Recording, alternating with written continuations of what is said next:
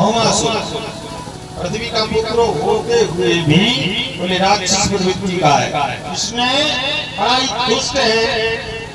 इसने प्रतिज्ञा की है कि बोले जब 20,000 राजकुमारियों को एकत्रित करूंगा बोले तब उनके साथ एक साथ नहीं विवाह करेगा।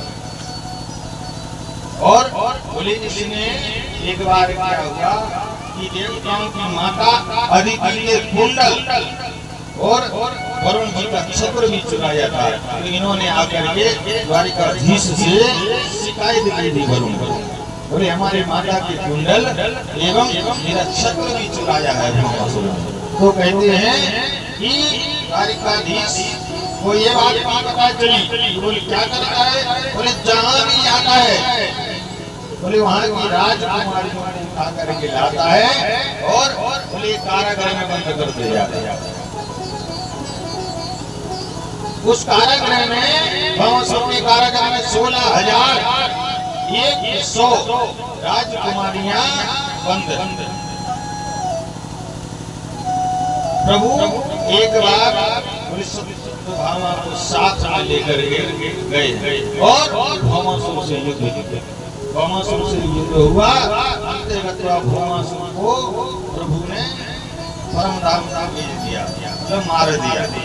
और बोले पहुंचे हैं कहाँ पर कारागृह में। कारागृह में पहुंचे। कारागृह में पहुंच करके सभी जो राजकुमारियां थी बोले उनके लिए लोगों ने कहा कि देवियों आप लोग जहाँ जाना चाहो सुजा सुजानी होगी। वो कारागृह से बाहर निकली हुई राजकुमारियां और प्रभु ने जैसे ही कहा कि जिसको जहाँ जाना हो वहाँ पर जा सकती हो तो कहते हैं खड़े होकर के रोने लगे। अब वो रोने लगी। परमात्मा कहने लगे कि बताओ तुम लोगों को खुश होना चाहिए कि हम कारागृह से मुक्त हो गए और दुष्ट भौमासुर के अत्याचारों से बच गए। रो क्यों रही हो? वह राजकुमारियां कहने लगी बोले द्वारिकाधीश बोले हम जाए तो कहाँ जाए? बोले अगर हम किसी से प्रेम नहीं करते थे अगर किसी से प्रेम नहीं करते थे बोले अगर हम उनके पास जाएंगे तो बताओ द्वारिकाधीश क्या वो हमारे लिए स्वीकार करेंगे? वो तो यही कहेंगे ना कि तुम तो भौमासुर के यहाँ रह करके आई हो, बताओ हमारे लिए स्वीकार करेंगे क्या? और बोले द्वारिकाधीश बोले हम अगर अपने माता पिता के यहाँ भी जाएं अगर हम अपने माता पिता के यहाँ भी जाएं तो बोले माता पिता तो स्वीकार कर लेंगे। माता पिता हम उनकी संतान है वो हमारे लिए स्वीकार कर लेंगे। आज करेंगे तो एक ना एक कर ही लेंगे लेकिन बोलिए समाज स्वीकार करेगा? बताओ द्वारिकाधीश क्या ये समाज भी स्वीकार कर लेगा हमारे लिए? द्वारिकाधीश निशब्द हो गए। तो द्वारिकाधीश ने कहा देवियों तुम चिंता मत करो। बोले कोई स्वीकार करने के लिए तैयार नहीं होता उसके लिए मैं स्वयं स्वीकार करता हूँ। कहते द्वारिकाधीश सभी 16,100 राजकुमारियों को ले गए और प्रभु ने 16,100 रूप बनाए। कहते एक साथ सभी राजकुमारियों के साथ प्रभु ने विवाह किया। कितने विवाह हो गए प्रभु के? 8 पहले हो गए और 16,100 ये हो गए। दोनों को मिला दो कितने हो गए? 16,108 हो गए कि नहीं हो गए? ये प्रभु के 16,108 विवाह हुए। भगवान अपने भी बिना ब्याह हुआ है इतने ब्याह हुए ये काम में हम गए नरियावली के पास में हनौतनी किसी उसके बगल में एक गाँव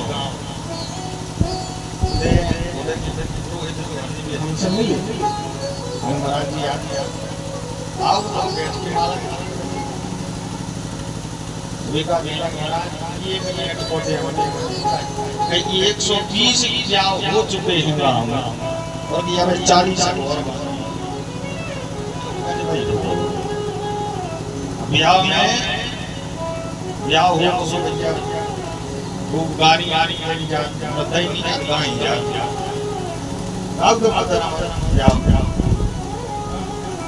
अपन गाय के बाबू किया। अच्छा एक बात बताओ तुम्हारे जब गाँव और बीच बीच में कचू किया था एक चीज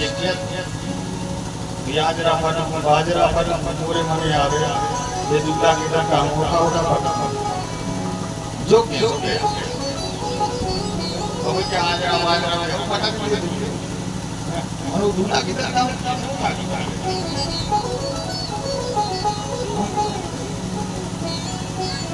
हमें आज कैसे समझ नहीं है। अब हमने वाली मुझे कम मिली वो वो पिलाने उठा के पता भी नहीं जाओ ये क्या आप ले तुम बताओ ना फिर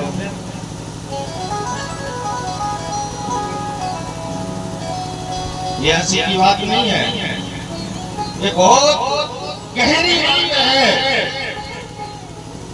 और ये बात और क्या लगता ये दार है 2 दार है और 3 दारे मेरे के लिए 3.5 के सकते जा समझ में। लेकिन ये हंसने वाली बात नहीं है, ये माताएं हमारी ये बहुत बड़ी शिक्षा देती है। ये कहती हैं दूल्हा के पिता से अरे लड़के के विवाह में इतने भूले भूले घूम रहे हो, लगता है ऐसे कि तुम्हें उठा करके और जहाँ 3.5 है वहाँ फेंक दिया जाए। 3.5 कहाँ रहे बता कहाँ रहे 3.5 पता है नहीं क्या पता उनका चुनने के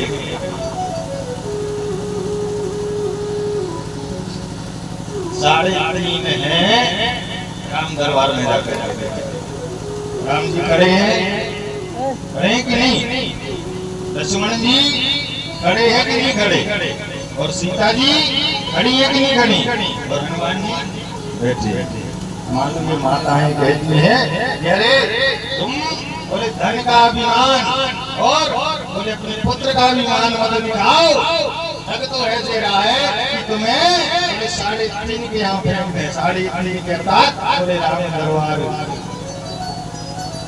में फेंक दे, अर्थात वो कहते हैं पुत्र के विवाह में भूले मत फिरो, अरे उसका ध्यान करो जिनमें कल्याण होना।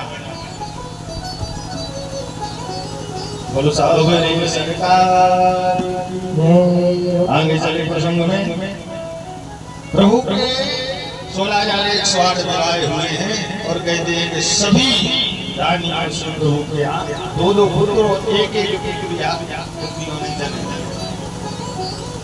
प्रभु का पूरा परिवार एक साथ में रहता है, प्रभु का पूरा परिवार एक साथ में रहता है।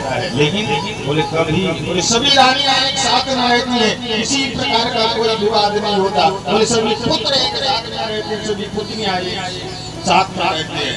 बोले तभी तो बोले तभी ही 56 करोड़ यदुवंशी परमात्मा का परिवार कितने 56 करोड़ हो गए थे। आगे चले प्रसंग में प्रभु ने और अन्य लीलाएं की है और आगे एक और राक्षस हुआ जिसका नाम पौंड्र, वो भी भगवान श्री कृष्ण के द्वारिकाधीश की बराबरी करने लगा, कहने लगा कि भगवान वो नहीं है, भगवान हम है, हमारी आरती लगाया गया। बोले कैसे आरती? बोले जय पौंड्र देवा स्वामी जय पौंड्र देवा। उसके राज्य में उसकी आरती होने लगी, उसने सुना बोले अभी द्वारिकाधीश के पास 2 और हाथ आ जाते हैं, उसने भी हाथ लगवा लिए। जैसा सुदर्शन भगवान के पास था वैसा ही सुदर्शन उसने एक नकली बनवा लिया, बना बना लेते हैं, किसी फंक्शन में नहीं बना लेते। जैसे ये बाल बच्चे खड़े सीढ़ियाँ नहीं लगा दिया, ऐसे बहुत दिनों तक उसने इधर उधर किया तो कहते हैं प्रभु गए हैं और उसका भी उद्धार किया, कौन उद्धार किया, कौन का उद्धार करने वाले को और अनेक लीलाएं की हैं। समय अभाव है कभी और भेंट हुई आप लोगों से, तो आप लोगों के लिए जो कथाएं सुनाई इन कथाओं को संक्षिप्त में कर करके जो कथाएं रह गई जिनका विस्तार नहीं कर पाया वो कथाएं आपको श्रवण कराऊंगा। अभी आइए चलते हैं, बोले किस कथा की ओर।